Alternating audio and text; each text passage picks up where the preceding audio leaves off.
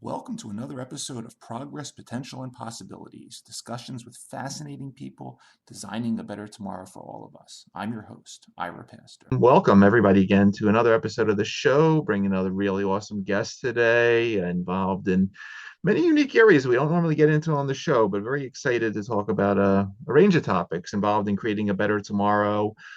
Today, we have the honor of being joined by Kenneth Russell DeGraff, who is Shorenstein Center on Media Politics and Public Policy Fellow at Harvard Kennedy School, where he's focused on the various challenges that American voters face and understanding how legislation in Congress ultimately affects them, how they can engage with or benefit from various laws that are created. Kenneth also serves as a visiting scholar at Vanderbilt University Law School, and he has spent nearly 2 decades on Capitol Hill, culminating in the last 12 years as Chief Climate and Technology Advisor to House Speaker Nancy Pelosi.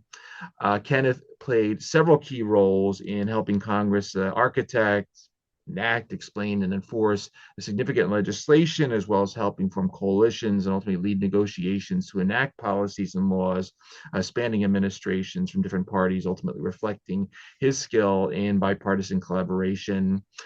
Kenneth's work included various pivotal contributions to President Biden's Investing in America Jobs strategy, featuring landmark laws like the Inflation Reduction Act, the CHIPS and Science Act, and the Infrastructure Investment and Jobs Act.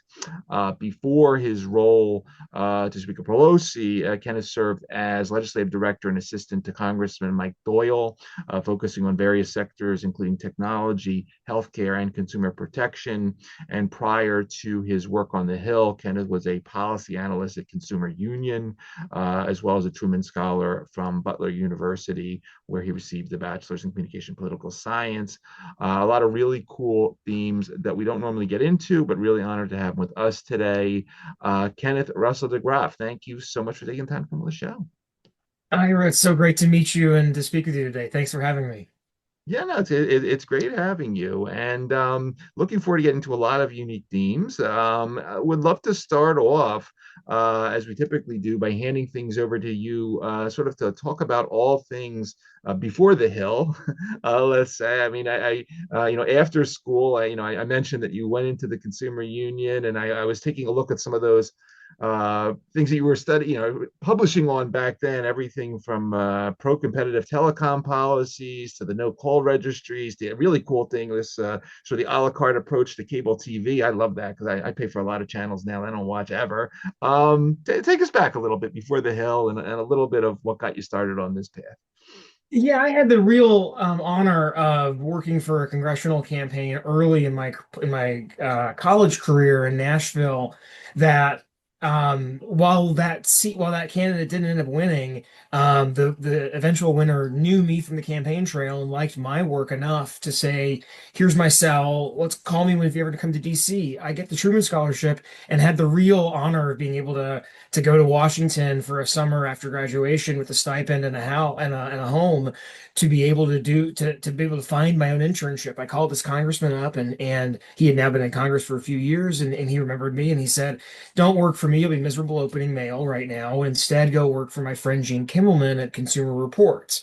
And at Consumer Reports, I got to be, taking a step back even before Consumer Reports and before college, I was building computers. I had run a BBS, or in the early days of the internet, pre-internet and then early days of the internet. And not around even as early as 96, I built my own computers to save money, right? So like it was in that era when you could do that and home assembly. And and have it be on the cheaper end than store bought, but as opposed to now where it's all high end stuff. And anyway, it was a lot of fun. But in college had been very active in Indianapolis politics and Indianapolis government work. It had built had worked on a coalition to build a better living wage for Indianapolis workers with in a coalition with the Indianapolis Faith and Labor Faith and Labor coming together to build a better city, and it was an exciting time in that era in the early 2000s, along with protests around the Iraq War that were happening.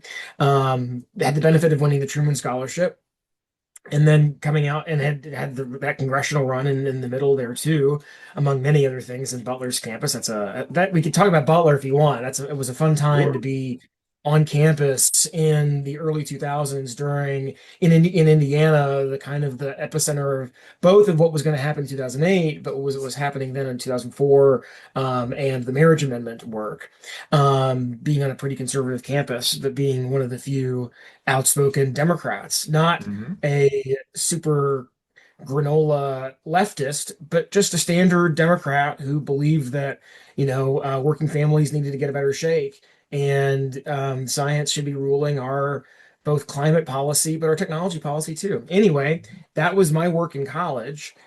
Then on to the Hill for at Consumer Reports, working in a bipartisan way to the extent possible, because there were at the time people like John McCain who were very pro-consumer. And you talk about cable a la carte, he was a strong proponent of cable a la carte, and had held many hearings and had tried to get many pieces of legislation through. He had drafted several different a la carte bills, and it was fun working with McCain on those bills, and then working with, at the time, FCC Chairman Michael Powell to get local number portability to take the experience of the carriers who were telling him to, they wanted to keep AT&T and Verizon wanted to keep your cell phone number hostage while Hmm. they had you locked under not only contract, but they kept your number. And if you wanted to switch carriers, you had to change your number. We, as Consumer Reports, had to be the ones to step in and both say, "Hey, this is not fair. And here's the facts of this software." As these, this is what you have to do in to win an argument in government. You can't just say, "Oh, consumers need the right to number portability." You have to say that there's no big burden on these carriers, because when they're upgrading the software from analog to 2G and 3G, phone networking, that they were, the technologies that they were building these networks on, as they were upgrading the software for local number portability, is just a box they check. There's no massive cost here. This is not going to cost them trillions of dollars. They're telling the FCC this is going to be an enormous expense, and that LNP, the portability, is going to cost consumers trillions of dollars, or so things that don't make sense. We had to be the ones to step in and to show the facts, because if we Hmm. if we're not the ones doing it, then no one else is in the docket doing that to provide the path, to give the regulators the cover and the direction that they need, while we're also doing our job of working with the Hill to make sure that they understand what's happening, so that they're talking to the FCC too and saying, "Hey, we see this data that Consumer Reports has brought to us and that they're Hmm. bringing to you. We know that the lies from the carriers aren't real. They're helping us with political pressure from Capitol Hill, from both sides of the aisle, and all of a sudden the deal gets done in the way that consumers can benefit from, thanks to the coordinated pressure, and thankfully having an obvious winner of an issue for consumers." Sure. Sure. And just leading from that, I mean, it's sort of a foregone conclusion that you then head up to the Hill and Congressman Doyle's office. And again, here, as I mentioned in the intro, you're involved in tech and healthcare and consumer protection. And again, just dipping into the congressional record here, I see, you won legislation regarding light cigarette marketing and sales, training and research for caregivers for autism patients.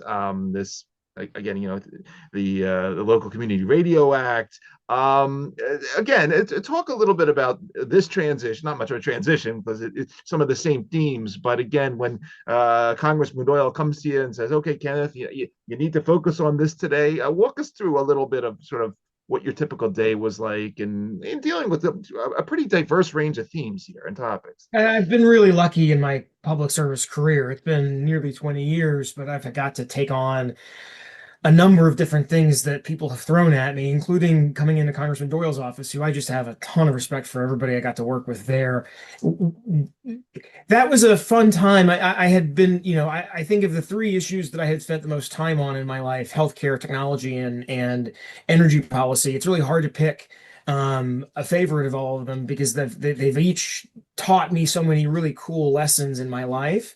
And I think from the first day of that job, which was at that point telecom focused, because that was the next thing the committee had to deal with. Right. And so we had to dispense. It was a Republican bill and it involved net neutrality. And I've been able to blessedly see net neutrality from quite literally every single angle of my life, from the initial paper presentation at TPRC at George Mason when Tim Wu gave the first presentation of that concept in 2000. I was in 2003. Through onto the Hill to the first amendments being considered in Congress about it. And then we'll get into the stuff if you want to later about that. Sure. So that was just in terms of an average day, you're handling 50 issues maybe, of which you're 25 in control over, and 25 are coming at you randomly. You've got to figure out how to manage, in a Pittsburgh office in particular, the constituents from your issue areas that you cover. Right, in the House, you're covering a lot more generally than you are in the Senate. In the Senate, if you're a Senate staffer, there's much more Senate staffers per capita senator, and the staffing is devised per capita population. So a member like Chuck Schumer is going to have a lot bigger staff than, a Hawaii senator. And the members of the House, though, are relatively equal, with the exception of the committee staffs and the leadership staffs. So in that member's office for Mike Doyle, there's, 3 or 4 policy people, and you're splitting the entire world up between those 4 people, 3 to 4 people. And you've got to take on the meetings. And for Mike, that meant constituents coming down for every single thing that they could possibly be wanting to meet with you about. If you handle healthcare, which I got to do with my friend Gene Rohrbeck for a long time during the Affordable Care Act and on autism issues, every doctor's group, every nurse's group, every patient group has their own constituent fly-in to come into Washington to meet with their legislators or the staffs to explain the things that they need to do that year in Congress, both in the appropriations process, which is its own monstrous time suck to do annually, and then whatever kind of policy needs they have in the rest of Congress, the things that go through the bills in the Energy and Commerce Committee that are the policy changes both for doctors and payments, for what happens in Medicare under hospital stays. Why isn't this drug covered? I mean, you can imagine. Sure. Constituents in Pittsburgh had problems because these were innovators and technologists themselves, building incredible things, having to navigate their incredible ideas through CMS payment processes, through DOE grant making processes. It's triaging, and helping constituents solve the problems both on a grand scale with government and on a micro scale that they're having, and if they're having an issue with a permit or any other kind of thing that might be, the member of Congress is there to serve people in all sorts of different ways. So you've got to be a jack of all trades and trying to figure out how to solve a problem, right? I mean, you get a problem, so you don't even there's no one solution to solve everything that you have as a member of Congress. So you've got to think creatively about what to even take to your boss in so many different ways. So it was and those jobs are are generally seen as young people's follies because they're the only ones with the stamina to handle that kind of pace. I mean, and the frankly low salary that you get when you do that kind of work, which is unfortunate because I've found in my career that longevity really does make a difference in terms of the caliber of Capitol Hill staff. And I was always in awe of the people who had done the work for longer when I was junior because they were the ones who knew how everything worked. And it was clear to me that learning the history of the last 40 years was the only way that I was going to improve myself and had the real benefit, I guess maybe pre coming onto the Hill, had the real honest to goodness benefit of working on some projects at Consumer Reports that were able to teach me the entire history while working on them. We've put together, some pretty cool consumer consumer ways to both inform consumers there at Consumer Reports at the Here Is Now platform, but also take in consumer feedback that we were able to translate into policy wins. When people told their stories, because that's the only way that we can solve problems is if people talk about the things, the scammers in their lives that are causing harm, the business practices that were ripping people off, and only when people talk about them can we solve them. And one of the really cool things that Mike Doyle had me do was work on his autism caucus issues. And, he had gotten into the issue. A constituent had come to him in the early days of autism becoming a political force. The Autism Society of America had existed, but it was new in that era. And or it was of that era, and his constituents come and ask him, in part because Pittsburgh had been leading, Carnegie Mellon and the work at Pitt had been so leading in the work of autism research in that era. And he created the Autism Caucus with Chris Smith from New Jersey, and the two of us, Tim Lina and I, got to go to work in that immediate time. When I first started, it was dealing with the Combating Autism Act, which is a law that thankfully has had its name changed now because of the perception of what combating autism means to people who have autism and who are on the spectrum, which I was so glad to be able to help change that name later, but was also thrilled to be able to help give autism self the first autistic self-advocates briefing on Capitol Hill, where people with autism were finally able to brief the caucus and the rest of the Congress about the new law that had been passed that they had not been able to really vocalize concerns about until it was already enacted. So that was a really, really neat treat and an honor. And then, when you get to the Affordable Care Act, the autism politics are so interesting, right? Because you have so many parents who have to deal with the struggle day to day of whatever that is in their child's lives. I mean, it's a spectrum and it's variable, but it's a thing that parents have to deal with on a daily basis. For some grandparents or others in the family who might have more resources, but not and more time to do the political work, might have different priorities than families who are just struggling to get by every day. And I was seeing a lot of the resources being put in the federal government towards research, and I was hearing people, both colleagues on the Hill who had family members with autism, but who were dealing with it at a different level than the groups and their lobbyists were dealing with it, right? And people who would come into the autism movement from a different perspective of privilege and having different needs, looking for tax credits, instead of direct subsidies for families that are often not paying taxes, but are dealing with what happens when a family member ages out of 25. What happens at these really important questions for people who are potentially on buffers of lines, right? And might not easily fit into one category or another. What happens? So I was really honored to be able to get the work of the caucus together with Senator Clinton at the time, and Senator Obama, and Tim and Chris Smith, and a bunch of others, bipartisan, and we came up with the expanding the promise for individuals with the Autism Act, so a really adult-focused bill that provided a model for later Combating Autism Act reauthorizations, and then that name of that law finally changed later. And by trying to drive the focus on the adults for a time, and I think that focus still needs to exist, it was really great to be able to show and show Congress in those years this is autism is a spectrum issue and not just something that was existing only in people's mind thanks to popular media at the time, right? We were able to provide a more holistic and comprehensive perspective on that condition. And then when President Obama won the office and we were fighting on the Affordable Care Act, working with all the groups to get the best coverage imaginable into the law. And and that meant dealing both with committee staff who were under extreme pressure to oppose every amendment, groups who were like the autism, they were worried about cost and about figuring it. And if you start adding more mandates to the bill, to the Affordable Care Act, then these plans would be super expensive.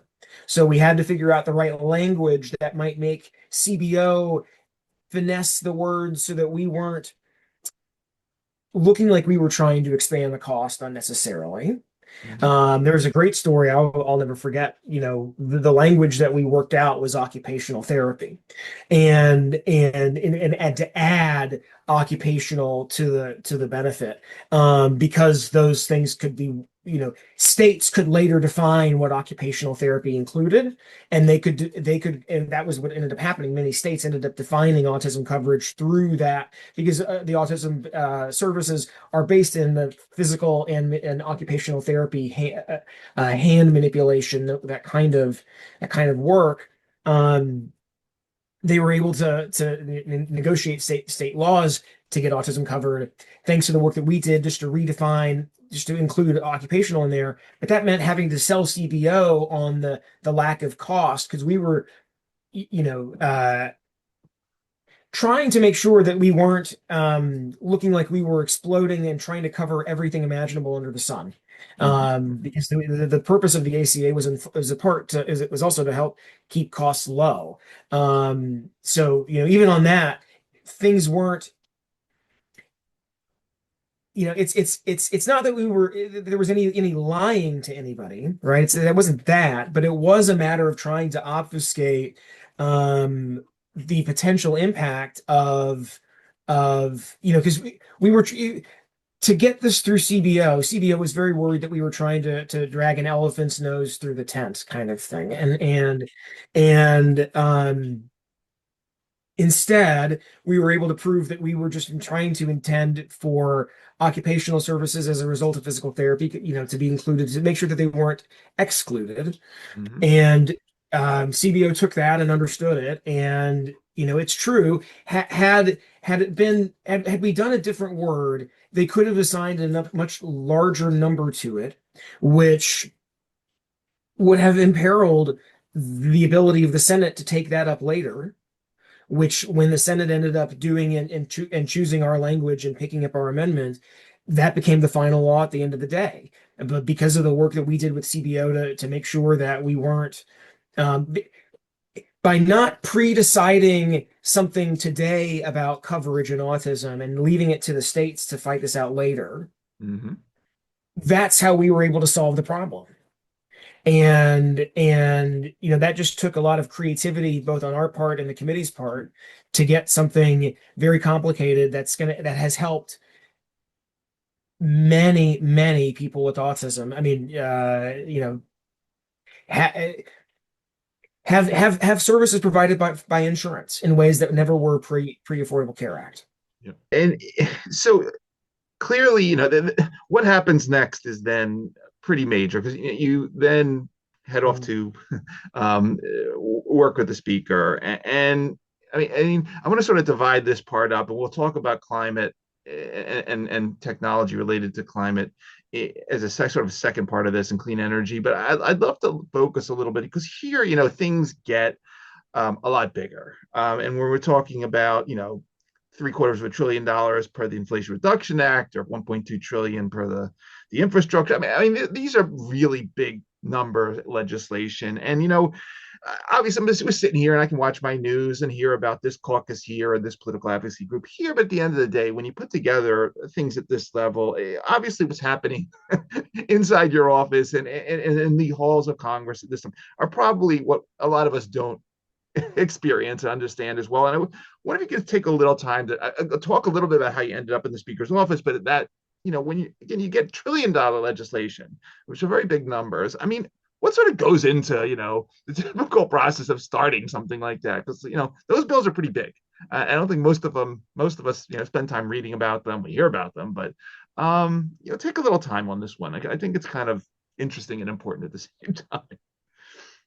So, after a few years of being Mike Doyle's legislative director and being promoted from that, and handling the Affordable Care Act and a bunch of other, the Do Not Call List bill, the Local Community Radio Act, which expanded thousands of local community radio stations across the country, and and a bunch of other really, things that are parts of other laws now. A few members of Congress, I had heard it was now February, March of 2011. A person I knew who worked in the speaker's office, who did technology for the speaker, got downsized as the speaker's office moved to the minority leader's office. And I had heard that that the speaker was looking for a staffer to handle energy and technology. So I'd have to drop the healthcare. But because she already had a very esteemed healthcare staffer who had helped write the Affordable Care Act, Wendell Primus. And then interviewed from there. Now, I was lucky to have a few members of Congress weigh in with her, and with her staff that they should talk to me, and that I was the no. I was, I don't know how many they interviewed, but I was very lucky to get the chance to meet with her, and sold myself in the interview well enough to be able to get hired to do the job. I'm still kind of coy about it because it was a long time ago, but it was a fun memory, both of the meeting and of the 12 years that followed. I mean, I'll never forget. She asks the question, "Why do you want to work for me?" Why would you want to work for somebody who is capable of delivering healthcare to millions of people? Well, I mean, thankfully, I had a good answer to that before I walked into that room. I had practiced, really rehearsed a good answer. And part of it came down to what I saw on net neutrality that I saw her do in that amendment process. So the first amendment that votes on net neutrality, when she was, speaker at the time, I guess it was minority leader. This was in 2006. This was 2011 when I first was talking to her, but I remembering something that she did in 2006, when she brought all of the members in between the subcommittee vote on the net neutrality amendment to the Republican telecom bill had not gone very well from her perspective, and Democrats had a 50-50 less than, I think maybe a minority of the committee voted for the amendment, more minority of the subcommittee.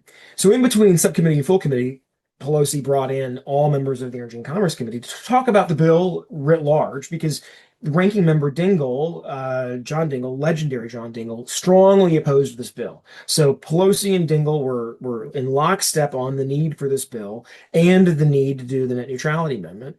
So it was a great opportunity for the leadership and the committee leadership to come together with the rank and file and say, here's what you're not hearing from the carriers about net neutrality.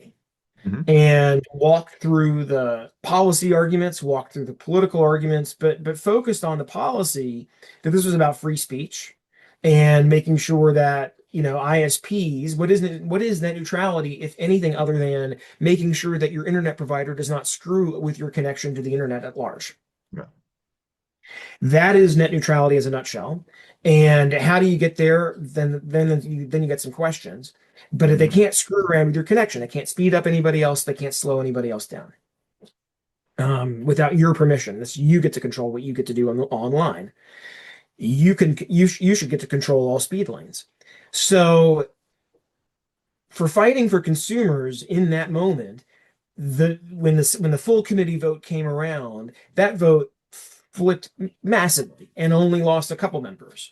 And then I got to see her do the work on the floor to make sure that the carriers didn't persuade her members unnecessarily without understanding the full facts of the issue.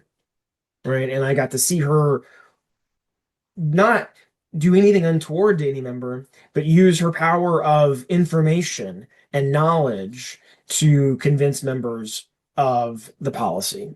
And I'm in this interview with her in 2011, and she's asking me why I want to work with her, and I'm recounting a little bit of my memories of that, and I'm telling her if I I want to be there to help her do that on the issues that are important to me, for both for the internet and for the future of our climate and the future of our planet and for the future of our children, so that we're not overspending in years later because the cost of inaction keeps rising, right? Mm-hmm. And so that we're protecting our health, and that we're lowering costs in people's pocketbooks.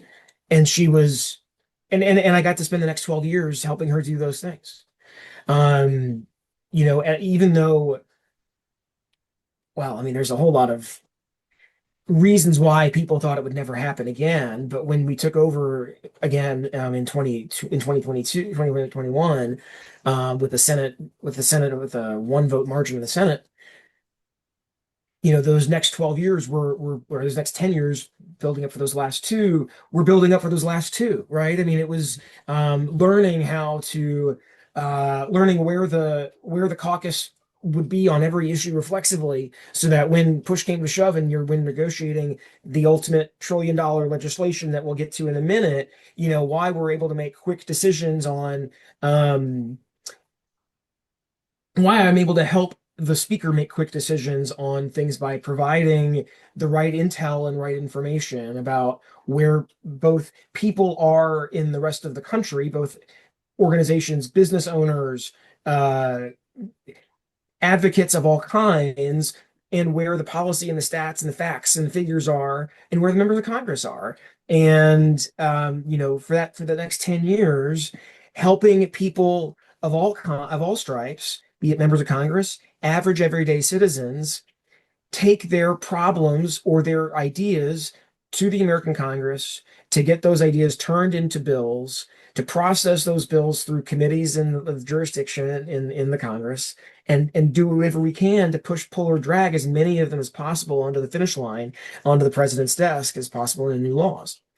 And I, really took seriously our mission from the speaker, which was to solve as many problems as humanly possible during the time that we had the ability to do so. And you look at the output of Congress from, just in the last 15 to 20 years, my 20 years of Capitol Hill, and we just were able to solve more problems, the volumes of numbers of bills, the density of these bills, trying to get consensus, as much consensus as possible, helping the speaker, deliver as radical a consensus as possible. That became the work of the next, 12 years for her. You know, Again, looking at some of, what you were involved in during that time, I saw you again, and so many people thank you, Kenneth, in the congressional record about your involvement with this or that. One of the obviously a key piece of legislation you were involved in was the National Science Foundation for the Future Act, which reauthorized NSF funding to, I think, 2026, which extremely important, especially in today's day and age where there's a lot of anti-science stuff going on. But at the same time, climate, clean energy, energy technology, very important part of your portfolio at the time. And just again, love to get your perspective on sort of both these themes, right? How, which directions? I interview. I mean, I've had a bunch of great, people from the Department of Energy on, and I've talked everything from bioenergy to hydrogen to fusion technologies. We got the potential to do a lot of great stuff if we put our mind to it. That is, as you say, and offline, pro freedom, pro consumer, anti pollution. Take us down this path. I mean, where are we headed? Where should we be headed? And talk a little bit about this specific part of your work. Well, what was so much fun about working for the speaker was watching her ability to weave together disparate people, disparate interests, and help the caucus help the caucus and the Congress build as bold of change as possible that the Congress could bear. And I'll never forget those moments in the NSF for the Future Act, which became eventually, which became the Chips and Science Act. And we had the committees are 99 tens out of 100 so brilliant, so awesome, so great, because they have the wherewithal, the knowledge, and the knowledge of both the stats, the facts, and the stakeholders to help navigate a really cumbersome piece of legislation like the Chips and Science Act through Congress at a time when the Senate had a extremely different bipartisan plan of their own, and the House had a bipartisan package lockstep with the committee members, but others off of the committee didn't understand that package and were looking at the Senate package and thinking, well, the Senate package is going to pass the Senate. Let's just go for the Senate package without thinking about the policy or anything else about that. Just looking at a deal coming from the Senate and and as the speaker might generously say, choosing to outsource your brain to the Senate as opposed to being your own individual chamber with your own ideas. So watching her work with the caucus to help them understand what the science committee was doing in its bipartisan way, so that we had fewer infighting in the House, so that we were able to get to a package that they truly loved. Those members who had been opponents of this House package, trying to get the Senate deal instead, disarming those members such that we could get to the place where we could get to a negotiation over a great deal in the Chips and Science Act in that August and July of 2022. Boy, there's so many different things I could say about why that took so long to do. Without, and I don't want to sound like I'm blaming anybody, but that negotiation didn't take very long. Once we finally were compelled to negotiate, and once the gun was finally put to our heads, it was just months of being blocked from being able to negotiate sometimes, right? And so in those moments, you've got to try to from her perspective, as people are telling us to just pass the Senate bill, she's working with stakeholders to make sure that they're educating members of Congress and other reporters that the House bill is the better package, and should be the ultimate base bill in those times when we were had she not been as strong about defending her House committee chair's prerogatives, you could have easily seen a worse policy deal that would have, how best to put it, the Senate committees are so big, senators' times are so split, the House is able to focus on things in a way that the Senate is just not able to do. The Senate had the Senate team had many people, but there was one staffer in particular in the Senate who had the Chips and Science Act, and he was responsible for commas across almost the entire bill. An enormous part of it. Whereas we in the House were able to specialize because we had a science committee, not even just that committee focuses only on science, and knew that bill had teams of people dedicated to sections of that bill, right? And so we're able to understand why stakeholders wanted language a certain way, and why it made sense for the Congress to adopt that language. Why certain stakeholders shouldn't be listened to in this circumstance for these reasons, why, X and Y. For putting new ideas into the bill, right? That without the House's efforts, that bill would be probably a third of the pages, because of the ideas that came from members of the House from having focused on these issues for so much longer than most of the Senate staffers and senators had been doing.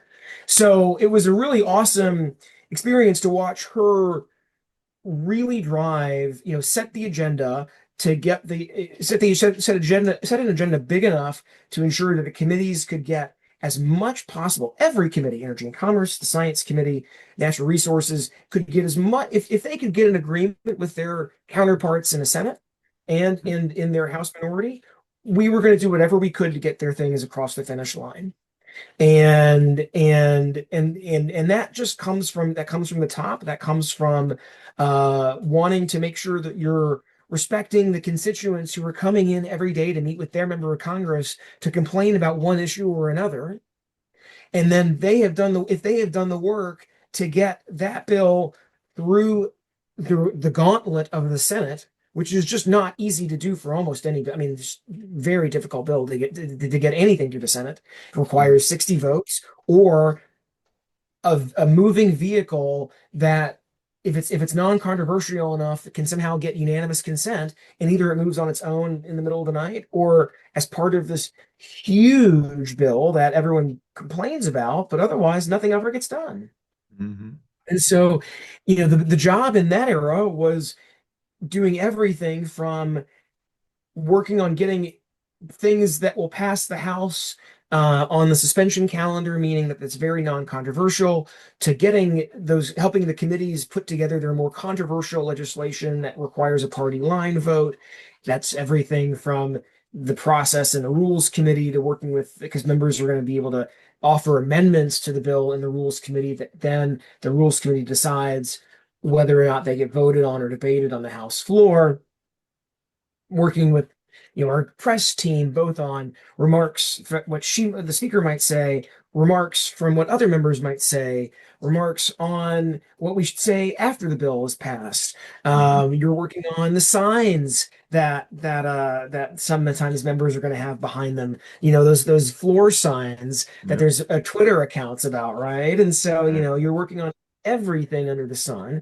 Then all of a sudden the vote's happening, and you've got to help explain to members what the bill is, because sometimes they might have a recommendation from their staff that might not reflect the values of their district. And that requires you to know who their district is, what their district is truly about.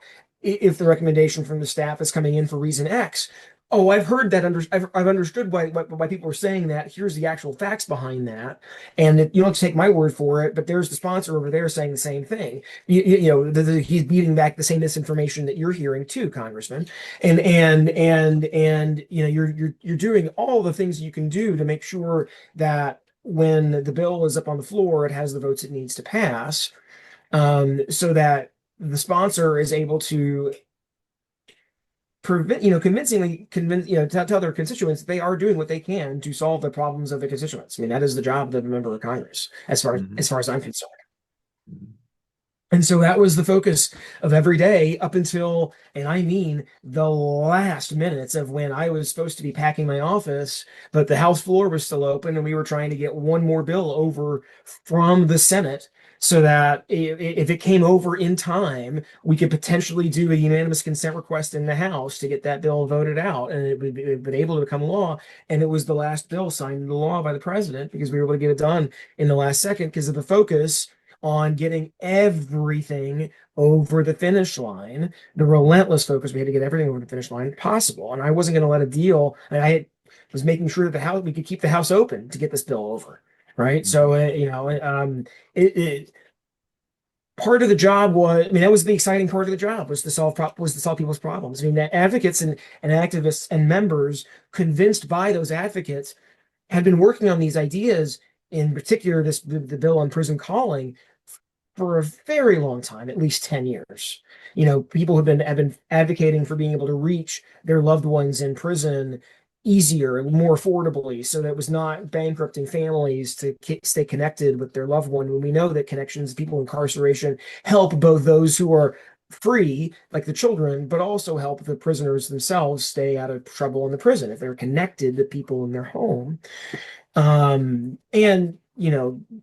so making sure that those rates were fair was a priority of mine. It was just awesome to be able to get that deal clinched in the Senate, because the Senate wasn't going to send it over. I could tell you so many stories about so many kind of bills like that things weren't going to happen, but you have to do whatever you can to make sure they get unstuck, so that I would have at least felt good about the time that I had, that I truly did everything I could to solve as many things as I could.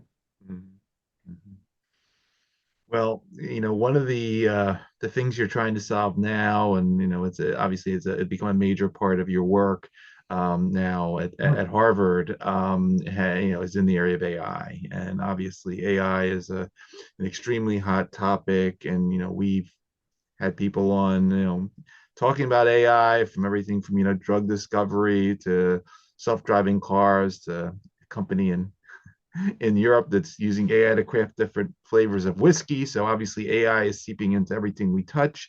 You wrote a very interesting paper back in June, entitled Machines of Truth and Distortion, Citizens Call to Action, Preparing America for the AI Flood. And this was in the Shorenstein Center's bulletin. And you sort of drill down on three things, and I'll let you go with this. One, the hidden economic and environmental cost of these huge AI infrastructures that we hear a little bit about, but most citizens are unaware of. The sort of this unchecked ability, this recursive self-improvement dynamic that occurs in the major tech companies that sort of segregates out citizens and causes a lot of problems in terms of ultimately how these systems are ultimately learning from the material. And then, of course, just sort of the issue with truth, what's real, what's not, what's being created in front of us. I want you to Kenneth, to take us down this path, what you're thinking about, why you wrote this paper, and then some of the solutions. I know you've been an advocate for this, sort of these cigarette-style warnings on AI. But again, take your time with this and a little bit of where you're headed and what you're thinking about now. Yeah, thanks, Ira. I'm going to answer something by going a little bit back to chips and science. And one of the things that I'm so proud of in the way that chips and science was finally negotiated was that it was built on a model. Whenever an administration is able to empower the National Science Foundation ever again, if that ever happens again, they will have the power in this new directorate, the TIP directorate, to solve problems in a multidisciplinary manner. And I think that's what's so exciting to me about what's happening in AI is that it's a multidisciplinary effort to solve tons of new problems. However, this is a technology that's going to create a bunch of new problems too. And that's not to say that I'm a doomer or that I'm a pessimist, because I'm going to always try to be an optimist. I worked in Congress, in which progress is the opposite of Congress for the longest time, and remained optimistic because I saw what was capable of getting done. And I know that this technology is fallible, but we can all build it to make it better if we choose to guide it in that direction. And part of that is what the role that policymakers have to help developers steer it in better directions. And I think there is a role to play, both. We saw the new state law in California on whistleblowers, which is true, and transparency, which is truly urgent. And we now see, I think, and you referenced it, I think we need to see more states take on those ideas, but now move to cigarette style warnings. I think the shock that of those stories, both that Meta is targeting children with sexually explicit content and sexually explicit material through their chatbots, and through what's happening in this, Chat GPT ate my boyfriend, and causing legitimate, I was causing being involved with, young people and even older people taking their own lives. It's not going to be the last. People we're already seeing it in our own lives of, venture capitalists getting cooked by this stuff. I mean, I've seen a couple of videos of prominent venture capitalists, including OpenAI backers, sounding more like a schizophrenic patient than than an attuned user who understands the outputs that they're being given, right? Even Travis Kalanick thinks that he's the inventor of Uber, thinks that he's having genuinely impressive physics conversations with his chatbot, and I'm willing to believe that, but he needs to publish before I can believe that, though, because we know what these things are doing. That they're very plausible sounding, but Travis Kalanick is not a super experienced physicist. He invented ghost kitchens and Uber, and those are impressive things, but they're not physics, right? So a warning that a better tool and a test to help people understand that these are not these are fallible, that these are, is something we just have to have something who's stronger than chatbot X, GPT, Claude can make mistakes. It's just not doing enough for people who are getting trapped and lost. And that's not saying everybody, but it's certainly enough for the population that I could live with a warning every couple months to better understand the outputs that these things are providing. Um, and and and thank you for bringing up the hidden cost of AI infrastructure. I think it's, it, I'm not going to make any friends by saying this, but it is not good for the country that the most profitable countries in the world are getting the most important inputs of their power for free. What's happening in Louisiana, Entergy is the utility there is working with their state regulators to give Meta, Facebook, a $1.7 billion power plant for free. I don't think that that's acceptable in a world where Meta is already putting so many small businesses in a position of having to spend through them for any kind of marketing. Their moat is so thick. That's dangerous for our country. But the big tech oligarchy in Washington is running Washington right now, and they're using their power and influence over the administration to aggressively advance their AI agenda. And a few years ago, these companies were begging Congress to regulate AI, thanks to speculative, far-off claims of existential risk. But now they're expressing, confidence in AGI disemploying half the people. But now they say they want no regulations on these things, and which means that all of society would have to bear the costs of their products. And these are products that are unfortunately, yes, connecting many people, but also harming many people through their outputs, both in terms of digital pollution, which, we can't ever forget that half of American adults lack reading comprehension skills. Mm-hmm. And if these tools are polluting the air, or polluting the internet with garbage that is not helping people, that's fine. I'm not saying that people shouldn't or couldn't spend their time on those kinds of toys, but they're not helping us become better. They're not helping us connect with our families better. They're putting paywalls in front of us. They're making us pay with our privacy in every way, shape, and imaginable. They're not telling us how much they're earning from us when they're selling our data around. There's but thankfully states are passing privacy laws themselves. California has a good one. States are enacting AI regulations and looking into doing more. They should continue to do so. States are doing really cool things with their public utilities commissions now to increase the amount of data that they're providing end users. New York has got a really cool model right now where they're allowing your smart meter, you now get to have the information that the utility gets in the smart meter. So you can have 6-second information about which, and then you can choose to go in and add more technology to your own panel if you want to. And in some industrial and small business cases, it's going to make a ton of sense. They can save a ton of money by, having more control over where their power goes and comes in and out of their home and business. So there are some great things, as you said at the top of this question. Our country has so many awesome innovators and so many brilliant ideas that it's hard to be pessimistic long term, so long as those ideas are able to commercialize and get up to scale. Mm-hmm. And so the focus of my job in certainly of the last 2 years, but the last 6 really, because this is a process that started when we won the House, not just winning the Senate and the presidency. Remember, we got the Energy Act of 2020 done through President Trump right before, actually after he lost, and as a lame duck president. But that in the Energy Act of 2020 was the biggest energy law in at least a decade.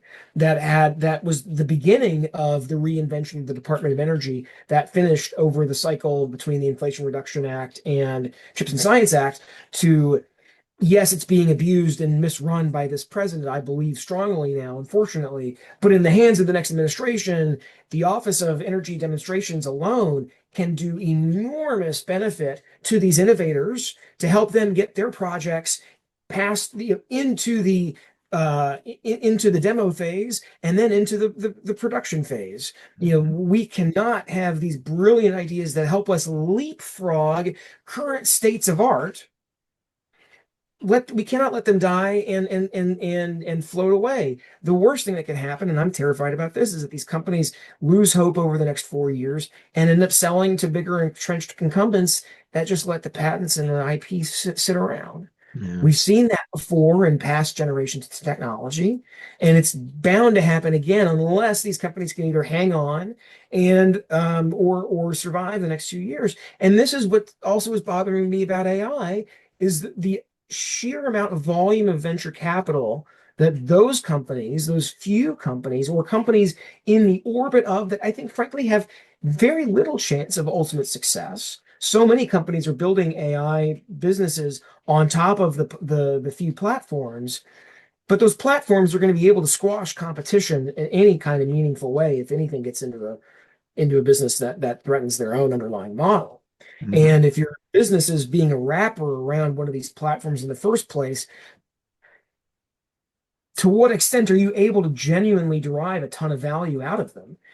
Granted, there are companies that are able to make success out of reselling things like AWS, and it's a company like a Versal or a Replit. That's no shame on them. You are potentially, there is some models for these, but will it be every single AI startup that's getting the gobs of cash that they're getting for pre-money startup ideas?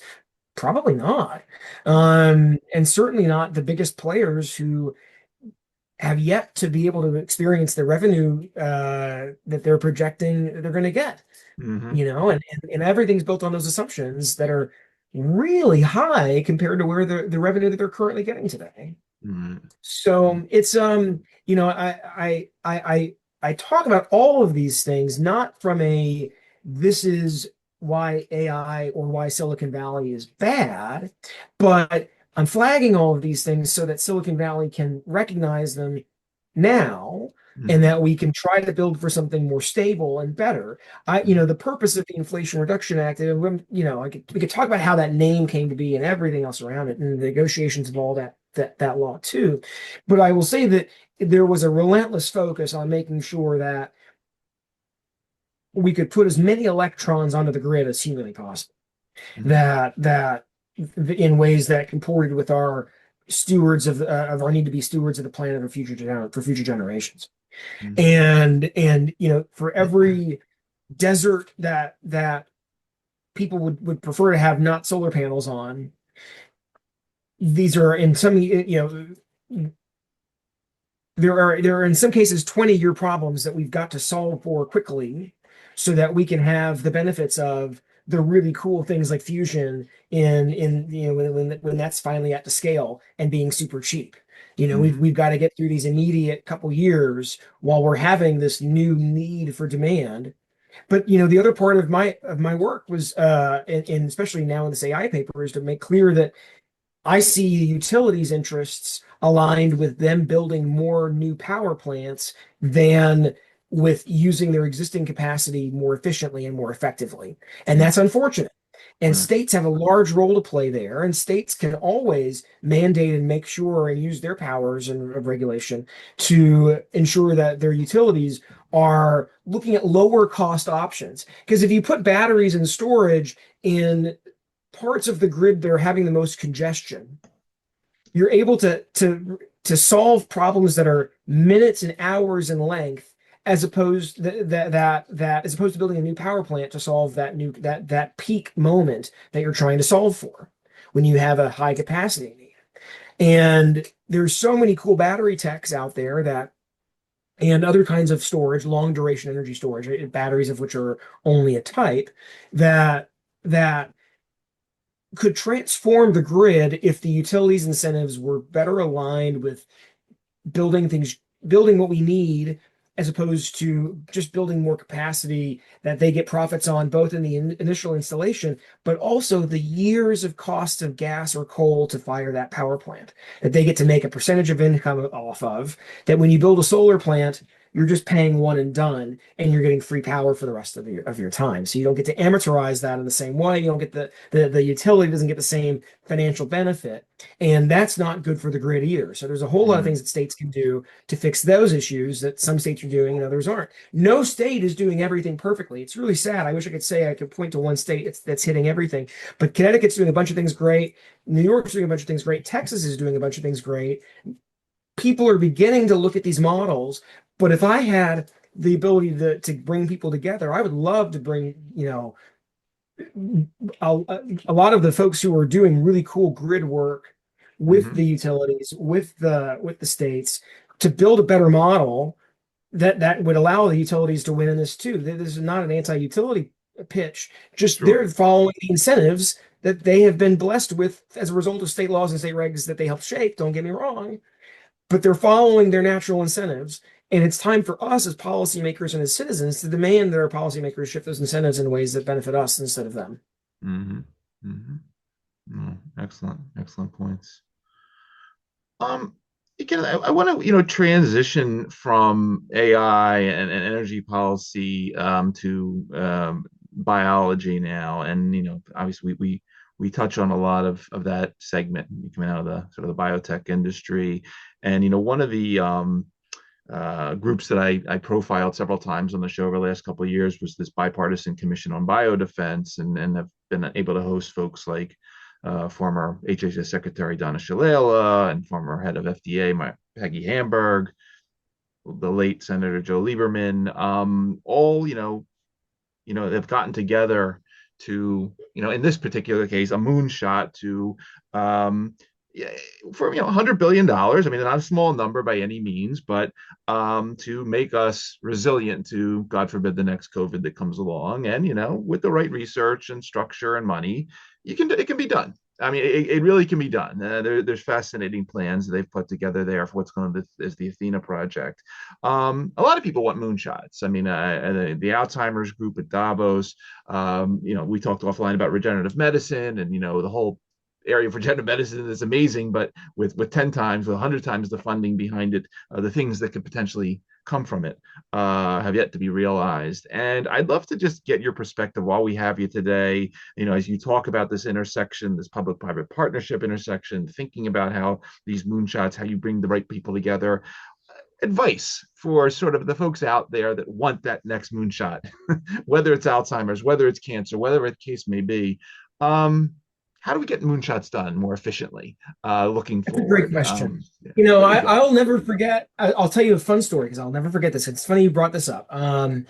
Alex will probably vouch for this if he remembers it. But I remember reading an article about this during the pandemic, right? What you're describing, the Project Athena, and the need. I forget it was like 7 different classes of viruses yeah. And reading about this and taking it to my colleague Alex, who worked with Wendell and on the healthcare team, and saying, this seems like a really smart idea. I'm just a science staffer. I used to do healthcare, but like if I was with Mike doing healthcare again, I would take this to Mike and say, this is a really cool thing, and let's do this. He was like, I hadn't heard about this. I think people were talking because this was in discussions around one of the CARES Acts, or in that time. And he was like, people are not talking about this. This is people are talking more about pandemic preparedness in terms of PPE, that kind of stuff. And I'm like, well, I'm just telling you that you're going to hear more about this from other people, but like, this seems like an interesting idea that should be contemplated. And it was fun to see that issue get growing from there. So how do people win moonshots? People got to start talking about your moonshots, right? So the key to that play he would have heard about it from other people. He heard about it from me early because I was reading the press. I was reading about something that seemed interesting in a science way, and it had an idea that was working. If you're not getting your ideas out to the public, if you're not doing everything you can to build public support for your idea, you're not going to get your idea through Congress or through whatever gauntlet you need to get that thing through. And so, to the extent that the Maha movement will be judged in terms of its full work on HHS, that if there was things that I was excited to see them potentially work on, it would be involving the standards of care to look at, I think, some new technologies that could help leapfrog surgical modalities, right? I think shockwave is among them that, if done correctly with the right tech and the right, person, could obviate a lot of surgeries out there, but it's not currently contemplated. And I understand why it's not in current insurance, but it needs to be to prevent a lot more surgeries, which I think are much more expensive and much more damaging to people longer term. That could be resolved with non-surgical means. So if the standards of care are reformed so that in apnea, diet is a conversation, Mm-hmm. but those to get that kind of adoption requires the a movement of so many people into a Mm-hmm. completely different direction that I wish I could say that. I wish I could be more optimistic that I would see that bearing fruit. But I don't know that I'm not sure they've really even tried to have those kinds of conversations on diet that I think that they were looking to have on things like apnea. And I say that as a person with narcolepsy who had to go through the apnea test and have had some familiarity with it, but then also learned that I'm so insulin sensitive that yes, I have narcolepsy, but I also have an insulin sensitivity that I can't do carbs and sugar. So I have seen that the low carb movement take shape Mm-hmm. as a counterbalance to the low fat movement of my youth, right? Oh yeah, oh yeah. Enough to see that there might not be moonshots for everybody in one thing, although I think that glucose and sugar and cancer might be among the things that people should be investigating. Yep. I might be more fruitful than genetics research, Mm-hmm. to be honest, and potentially even more universal, Mm-hmm. with some exceptions but there's but there might be there might be an individual moonshot for people as opposed to a universal moonshot.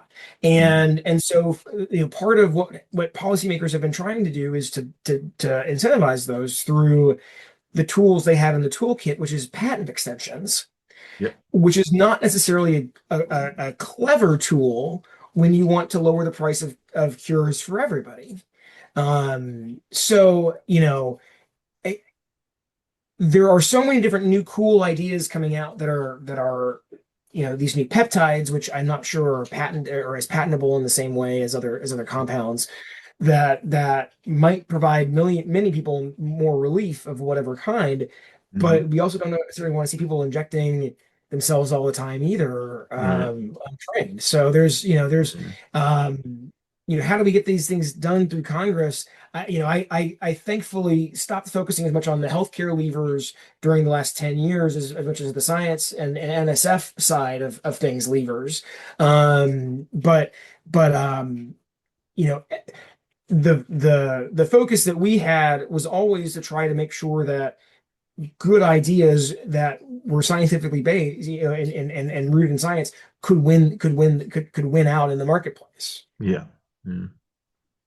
Yeah, it's interesting you bring up that point about intellectual property because that's one of the issues that has delayed. There's this whole area, sort of this concept of repurposing nowadays that's very hot out there about how we have drug A for disease B, but we've never tested it against C, D, E, and F. And as you're pointing out there, per the cancer glucose and connection. I mean, that's been known for like 100 years, but very difficult to study because no one has the patented, the ability to patent stuff around it. So no, that's yeah. I mean, I think that's an exciting and interesting angle, let's say, per the moonshot equation, and I'm glad you brought that up as well. Um, Kenneth, what else are you working on? I mean, we talked about AI, we talked about a lot of themes. What other technologies get you excited, sort of looking out, sort of over the horizon? What scares you a bit? Do you care about quantum, neuromorphic computing, uh, living computer? What are you going to be focusing on? What should we be looking forward to in terms of your next few papers that are going to be coming out? And anything else that I missed? Well, we have you today, please. Yeah, no, it's great. Well, I've been helping a few families strategically invest their resources in ways that can help improve people's lives. So I've been helping a few families do that. Also helping, educate people about what the future of AI is going to bring and how they can help policymakers solve those problems. And part of that's just demanding that we do stuff, that Congress and their states do stuff. That it's okay to ask for to make sure to ask for them to make sure that they're keeping you in mind rather than their data center donors, right? And that you're holding policymakers accountable for the votes that they're taking that affect your lives. People can lose hope too easily right now, and I want to make sure people understand that the only way out is through, and that we can get through this together. But we have a lot of people that need to understand what the science truly is about climate, about the jobs that we can create, about the power that we have to lower people's costs and to protect their health. And in a world where again half of American adults lack reading comprehension, we've got to figure out tools to reach people as scientists and policymakers that are outside of the normal planes of discourse, right? Mhm. So I'm going to be focusing on how to get my message to people on TikTok and other places, so that young people have access to better information than what they're getting right now. And that's basically it for me. I'm going to do whatever I can to make sure that people understand the future and that we're not powerless over it.